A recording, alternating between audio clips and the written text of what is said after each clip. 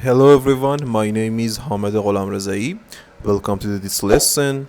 In this tutorial, we will solve a common problem in SketchUp software.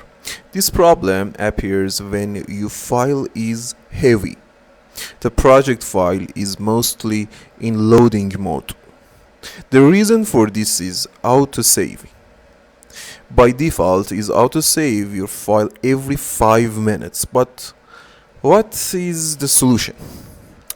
Uh, in the window section, you can select preferences, and in the general section, you can turn off autosave, or I suggest choosing a higher number for it, such as 20 or 30.